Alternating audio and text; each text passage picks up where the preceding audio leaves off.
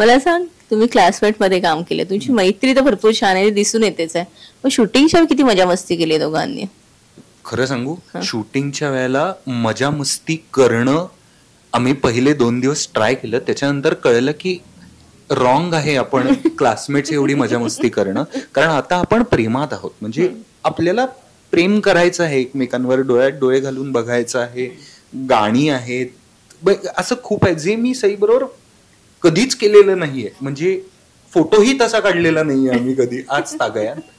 आणि ते आता मोठ्या पडद्यावर त्या तो जेव्हा कॅमेरा चार्ज इन होतो तुमच्यावरती आणि जेव्हा आपल्या अत्यंत जवळच्या मैत्रिणी बरोबर रोमॅन्स करायचा आहे पहिल्यांदाच आयुष्यात, आणि तो कॅमेरा असा जवळजवळ जेव्हा येऊ लागतो तेव्हा एक भलतीच भीती तयार होते.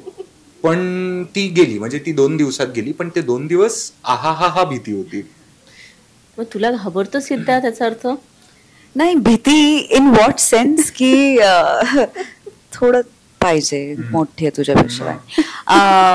भीती या अर्थाने की आम्ही म्हणजे तुला आता तुझ्या बेस्ट फ्रेंड बरोबर रोमॅन्स करायला सांगितलं तर तू ते म्हणजे ते पचतच नव्हती, ही आयडियाच आम्हाला पचत नव्हती. आणि आम्हाला ही दागदुख होती की हे होईल ना नीट, किंवा हे कन्व्हिन्सिंगली आपण करू शकू ना. त्याच्यामुळे 2 दिवसातच कळलं की हे वाटत होतं सोपं, पण हे नाही, एवढा पेपर हा सोपा जाणार आहे. त्या अर्थाने भीती म्हणतोय सुद्धा.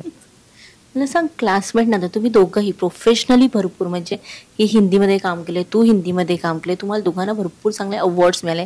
मग दोघांचं ऍक्टिंगमध्ये तुम्हाला किती, स्वतःला एक ऍक्टर म्हणून दोघांना किती तो फरक जाणवला, क्लासमेट मधले तुम्ही दोघं आणि आत्ताचे?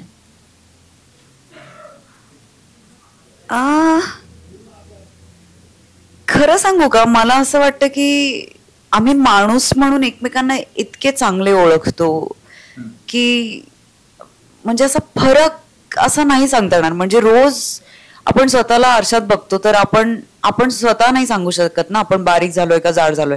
दुसरे जेव्हा बघतील तेव्हाच त्यांना कळेल. तर मला असं वाटतं की जेव्हा श्रीदेवी प्रसन्न लोक बघतील तेव्हा त्यांना काही गोष्टी प्रॉब्ली रिअलाइज होतील ज्या आम्हालाही झाल्या नसतील. पण हो, दोघांमध्ये प्रोफेशनलिझम म्हणा किंवा कामाच्या बाबतीतला सिरियसनेस म्हणा, सिन्सिअरिटी म्हणा, याच्या इंटेन्सिटीमध्ये खूप फरक पडलेला आहे, बदल झालेले आहेत, चांगले बदल झालेले आहेत.